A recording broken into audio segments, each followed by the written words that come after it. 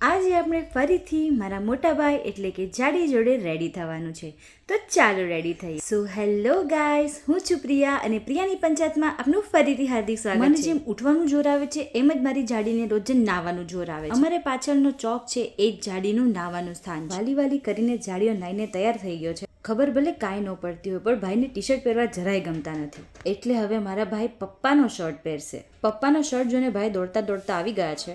By the way, મારી જાડીનું original નામ વિકાસ. આમ ભલે ને કાંઈ ખબર ન પડતી હોય, પણ કપડાની ને હરવા ફરવાની ફૂલ ખબર પડે. નાઈ ધોઈને રેડી થવાનો મતલબ કે હવે આપણે ફરવા જવાનું છે. હવે કપડાં તો પહેરી લીધા છે. હવે કપડાં પહેરી લીધા પછી આપણે ફેસ રેડી કરવાનું. આ વિકો ટર્મરિક ક્રીમ લગાવીને જાડીઓ ચમકવા લાગે છે. હો ભાઈ, હવે ઉનાળામાં તો પરસેવામાં ફરાય નહીં, એટલા માટે હવે આપણે સ્પ્રે લગાવવાનો છે.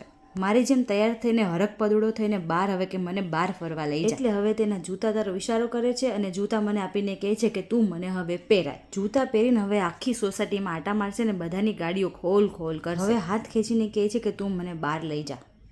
ગાડીએ ઊભો ઊભો એ મારો વેઇટ કરે છે. પછી મેં એને કાંટો ખવડાવ્યો અને મારી જોડે બેસાડી દીધો હિંચકા ઉપર. આવી ખાટી મીઠી અને તીખી તકરાર તો અમારે ચાલતી જ રહે છે. સો હોપ ગાઈસ, તમને મારો આ વિડીયો પણ પસંદ આવ્યો હશે. તો હવે આપણે મળીશું મારા નેક્સ્ટ વ્લોગમાં.